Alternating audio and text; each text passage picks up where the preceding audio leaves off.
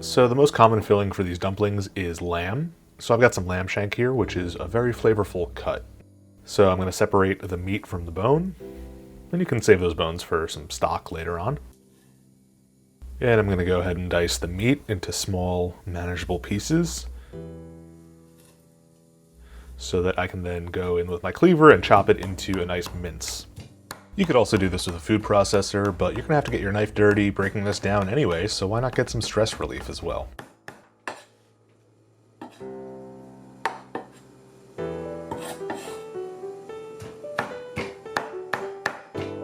Throw that into a mixing bowl and spread it on out. Next, I'm going to dice up a half an onion.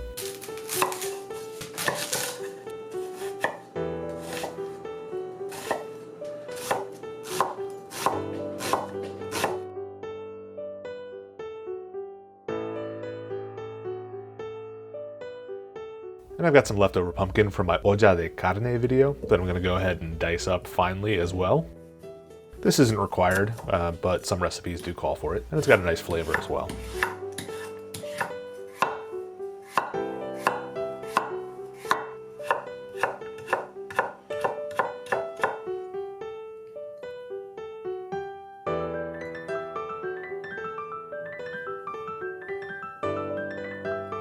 Mix that all together.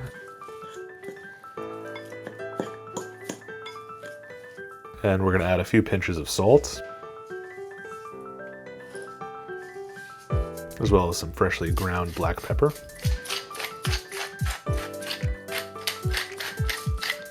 Give it a good mix with your hands. I found this is the easiest way to get everything incorporated. Really squish it on in there. And we can cover that up and throw it into the fridge while we're making our dough. For the dough, I've got 250 grams of flour. I'm going to season it with a few pinches of salt. Crack an egg into a separate bowl, just in case you don't want to get any shards in your dough.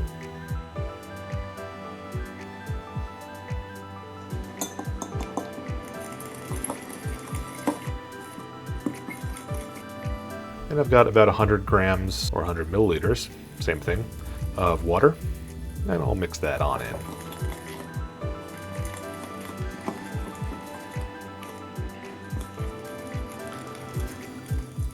And let's mix it up with our hands to incorporate.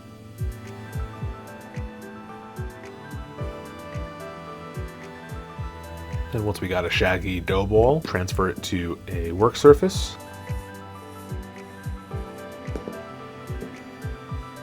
And I'll knead that until it becomes a nice smooth ball.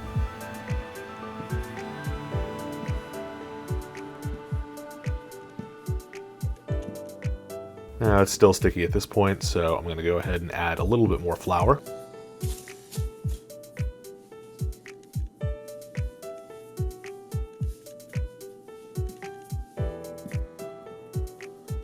And once it's nice and smooth, I'll transfer it to a bowl. Cover it up with some plastic wrap and let it rest for about a half an hour. Now that it's well rested, I'm going to dust my work surface with some flour and start rolling it out. I'm using a flat rolling pin here because we want to get it nice and thin and even.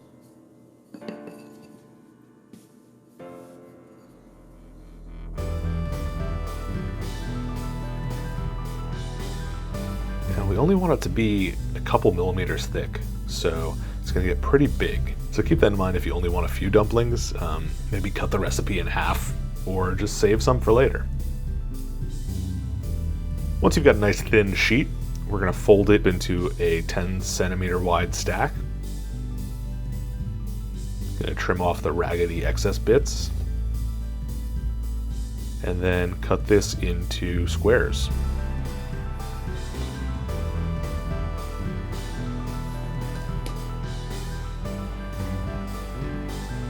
Now go ahead and unfold each of the stacks. And to be honest, you could probably use a pasta maker to do most of this work, but this is the traditional way, so that's what I'm going with.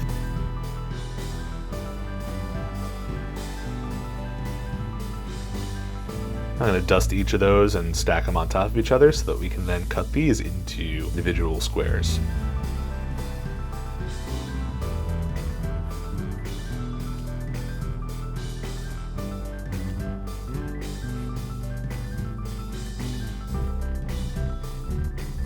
Then you can lightly dust and stack your squares, and then the ones you're not using, throw them in the freezer for later. You can make wontons out of this, or ravioli, or more Manti if you want. Alright, to stuff these, we're going to scoop some of our filling into the middle of the square. Fold two corners over each other, and then stick the other corners together. Now you end up with two outside edges and two inside edges. You want to take the outside edges and fold the corners together.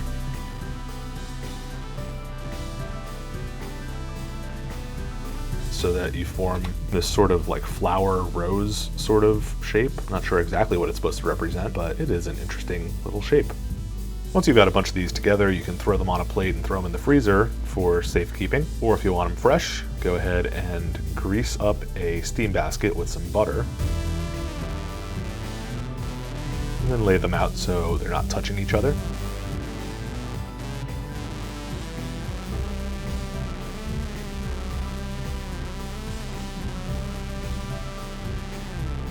Now let's bring a couple liters of water to a boil. It may seem like a lot of water, but we're going to steam these for quite a while.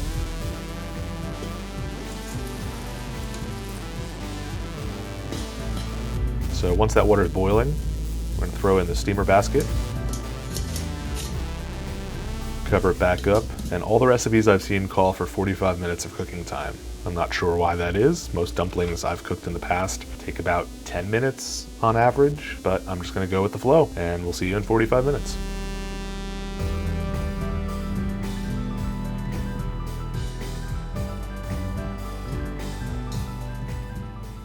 Man, it is wild how much flavor you can pack into one of these little dumplings with so few ingredients. It blows my mind every time I have these things. And it doesn't matter whether you get them from an Uzbek or a Turkmen or a Uyghur restaurant, they all kind of have the same quality. And that quality is just heartiness and good home cooking. Really makes you feel like you've been invited into some Central Asian home, and brings a smile to my face. So I've got a link to the full recipe in the description below. And over here, there's a video where I show you how to make Central Asian lamb soup. So check that out. See you next time. Cheers.